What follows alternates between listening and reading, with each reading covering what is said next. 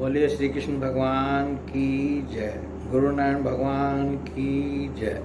समस्त भक्तों की जय।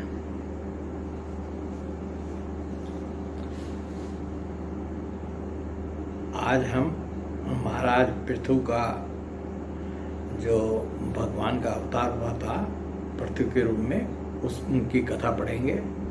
और महाराज पृथु का जो अवतार की कथा पढ़ने से पहले हम ये जानेंगे कि इनका जन्म जो है कैसे हुआ और इनके पिता का नाम वेन था।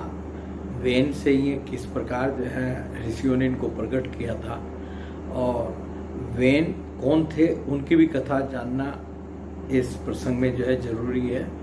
वो अंग के पुत्र थे, राजा अंग के पुत्र थे। और तो हम जो है इस पूरे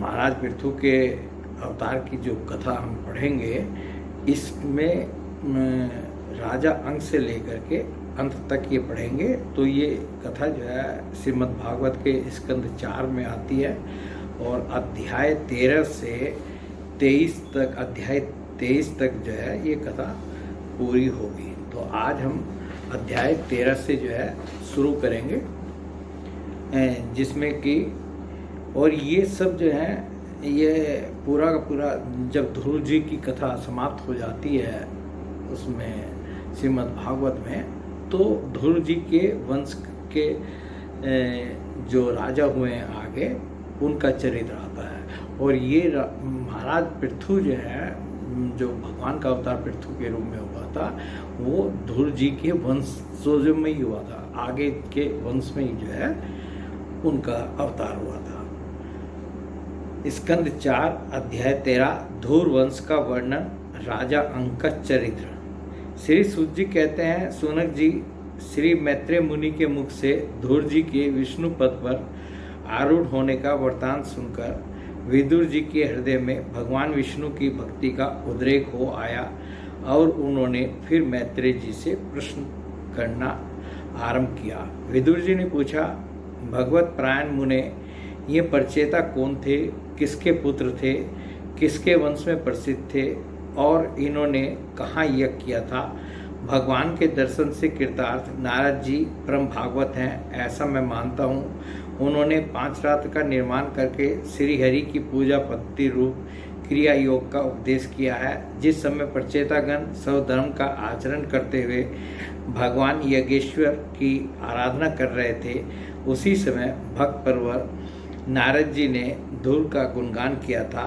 ब्राह्मण उस स्थान पर उन्होंने भगवान की जिन लीला कथाओं का वर्णन किया था, वे सब पूर्ण रूप से मुझे सुनाइए।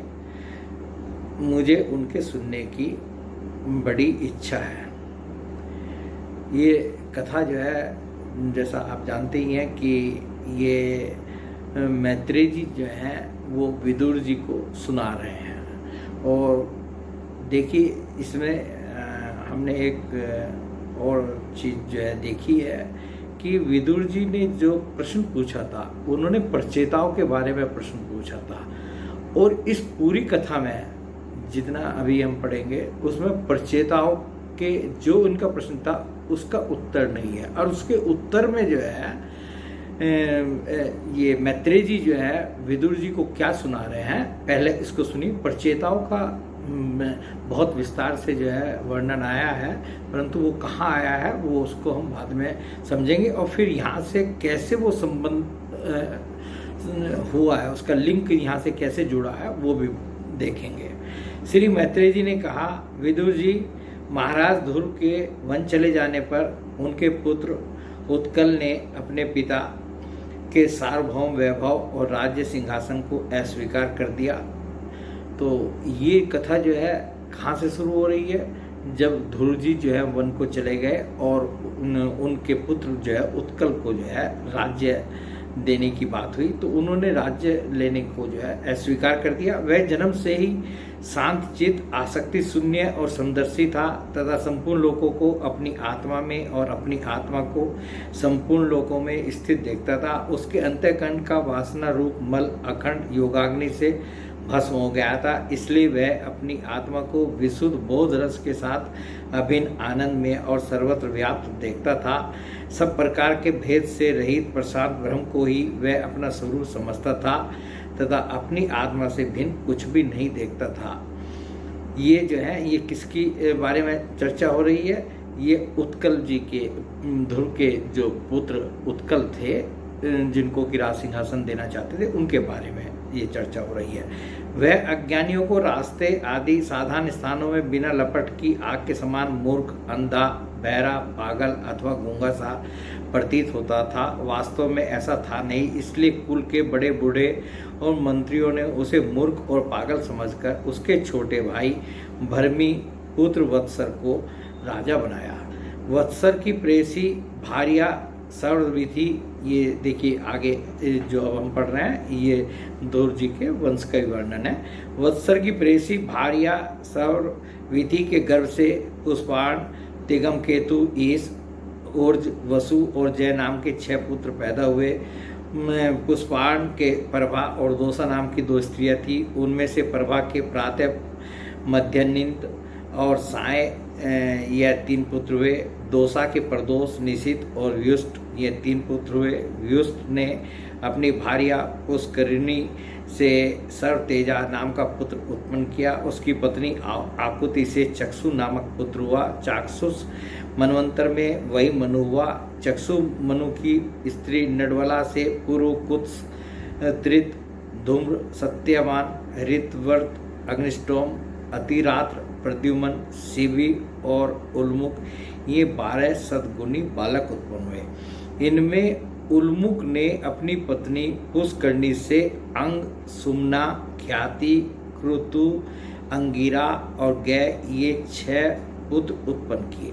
तो देखिए यहाँ राजा अंग की जो हम कथा पढ़ेंगे, ये यहाँ से जो है इनका जन्म हुआ। राजा अंग का जन्म जो है कहाँ से हुआ? इनमें उल्मुख ने अपनी पत्नी पुष्करणी से अंग, सुमना, ख्याति, कीर्तु, अंगिरा और गय ये 6 पुत्र उत्पन्न किए। बस अब हम जो है ये इनके पूर्व का जन्मों का जो इनके वंशज हुए उनका पढ़ा, परंतु अब असली जो कथा है वो राजा अंग की यहाँ से शुरू हो रही है। अंग की पत्नी सुनीता ने क्रूर कर्मा वेन को जन्म दिया। और वेन कौन थे? ये जो है राजा अंग के और उनकी पत्नी सुनीता के पुत्र थे, जिसकी दुष्टता से उद्विग्न होकर राजऋषि अंग नगर छोड़कर चले गए थे। अंग जो है बहुत दुष्ट पुत्र हुआ था, तो उसकी वजह से उससे तंग होकर, परेशान होकर जो है राजा अंग जो है वो नगर छोड़कर वन को चले गए थे।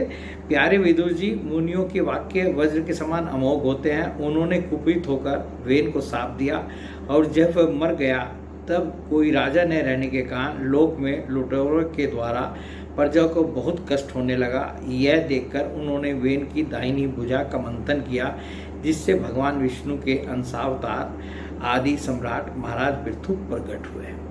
अब हम लोगों ने पढ़ लिया, सुन लिया कि देखिए महाराज पृथु का जो है किस तरह से प्राकट्य हुआ। भगवान के जो अवतार पृथु थे उनका प्राकट्य कैसे हुआ, ये इस वाक्य में हमने पढ़ लिया। अच्छा, ये जो अंग की और वेन की जो कथा है, ये जितना श्रीमद् भागवत में दिया है हम सिर्फ उतना ही पढ़ रहे हैं और उतना ही जानते हैं, परंतु इनकी कथा अन्य पुराणों में भी है और बहुत विस्तार से भी दी गई है। वो जो है उन पुराणों से जो है वो उन कथाओं को जो है ज़्यादा अच्छी तरीके से पढ़ा जा सकता है, परंतु हम जो है जो श्रीमद् भागवत में दिया गया है सिर्फ उसी को पढ़ रहे हैं। विदुर जी ने पूछा, ब्राह्मण महाराज अंग तो बड़े शील संपन्न, साधु स्वभाव, ब्राह्मण भक्त और महात्मा थे। उनके वेन जैसा दुष्ट पुत्र कैसे हुआ, जिसके कारण दुखी होकर उन्हें नगर छोड़ना पड़ा? राजदंडधारी वेन का भी ऐसा क्या अपराध था जो धर्मज्ञ मुनीश्वरों ने उसके प्रति शाप रूप ब्रह्मदंड का प्रयोग किया? प्रजा का कर्तव्य है कि वह प्रजापालक राजा से कोई पाप बन जाए तो भी उसका तिरस्कार न करे, क्योंकि वह अपने प्रभाव से 8 लोकपालों के तेज को धारण करता है। ब्राह्मण, आप भूत भविष्य की बातें जानने वालों में सर्वश्रेष्ठ हैं, इसलिए आप मुझे सुनीता के पुत्र वेन की सब करतूतें सुनाइए, मैं आपका श्रद्धालु भक्त हूँ। तो विदुर जी ने जब मैत्रेय जी से इस प्रकार प्रार्थना की तो अब जो है मैत्रेय जी आगे सुना रहे हैं। श्री मैत्रेय जी ने कहा, विदुर जी, एक बार राज ऋषि अंग ने अश्वमेध महायज्ञ का अनुष्ठान किया। उसमें वेदवादी ब्राह्मणों के आह्वान करने पर भी देवता लोग अपना भाग लेने नहीं आए। तब ऋतुजों ने विस्मित होकर यजमान अंग से कहा, राजन, हम आहुतियों के रूप में आपका जो घृत आदि पदार्थ हवन कर रहे हैं उसे देवता लोग स्वीकार नहीं करते। हम जानते हैं आपकी होम सामग्री दूषित नहीं है, आपने उसे बड़ी श्रद्धा से जुटाया है तथा वेद मंत्र भी किसी प्रकार बलहीन नहीं है, क्योंकि उनका प्रयोग करने वाले ऋतुगण याजकोचित सभी नियमों का पूर्णतया पालन करते हैं। हमें ऐसी कोई बात नहीं दिखती कि इस यज्ञ में देवताओं का किंचित भी तिरस्कार हुआ है। फिर भी कर्मा अध्यक्ष देवता लोग क्यों अपना भाग नहीं ले रहे हैं?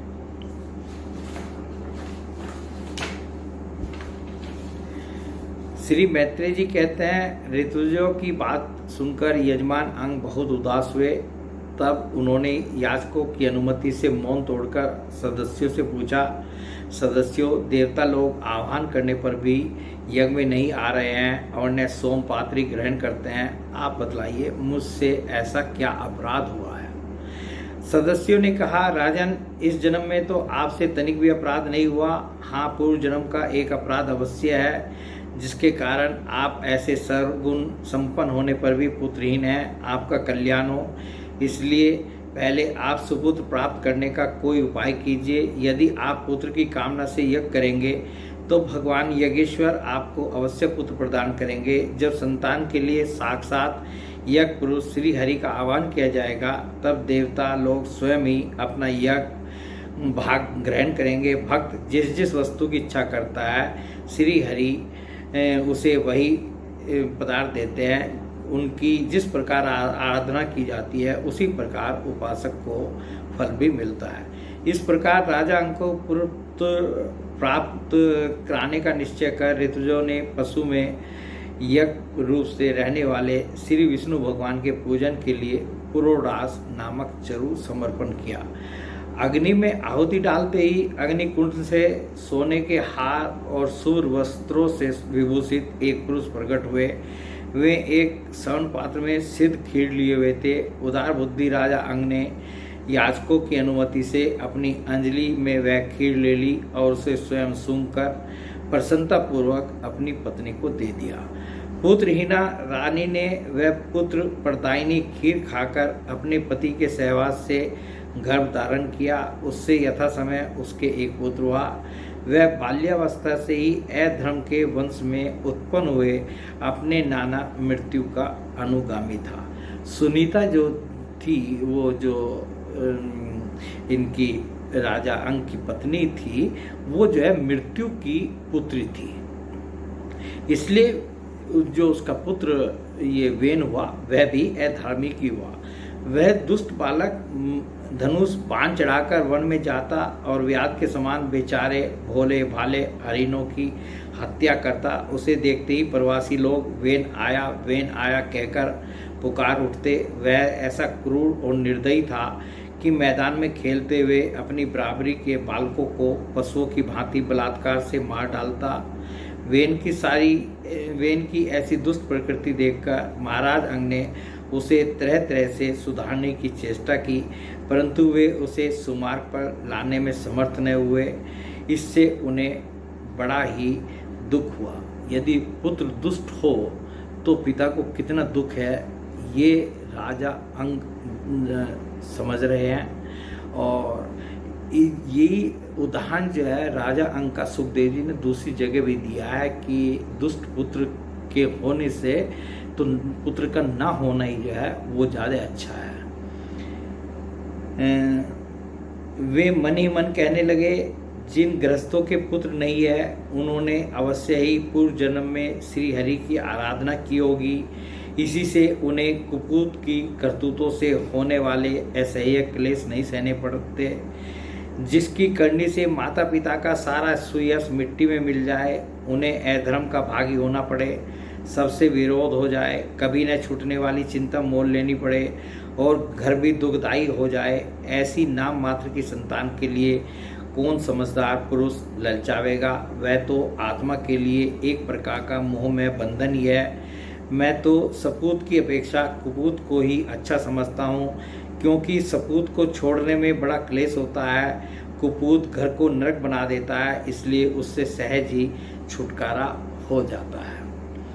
इस प्रकार जो है ये राजा अंग जो है दुखी होकर के ये सब जो है सोचते थे।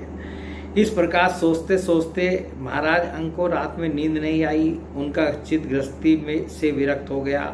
वे आधी रात के में बिछौने से उठे। इस समय वेन की माता नींद में बेसुध पड़ी थी। राजा ने सबका मोह छोड़ दिया। उसी समय किसी को भी मालूम न हो, इस प्रकार चुपचाप उस महान ऐश्वर्य से भरे राजमहल से निकलकर वन को चल दिए। महाराज विरक्त होकर घर से निकल गए हैं, यह जानकर सभी प्रजाजन, पुरोहित, मंत्री और सुहृदगण आदि अत्यंत शोकाकुल होकर पृथ्वी पर उनकी खोज करने लगे।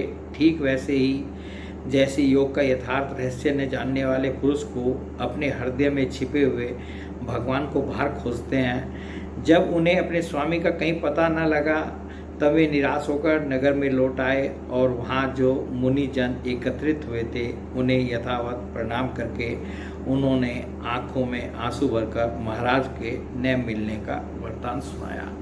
इस प्रकार ये 13वां अध्याय जो है स्कंद 14 का पूर्ण हो जाता है। बोले भगवान श्री कृष्ण की जय, गुरु नारायण भगवान की जय, समस्त भक्तों की जय।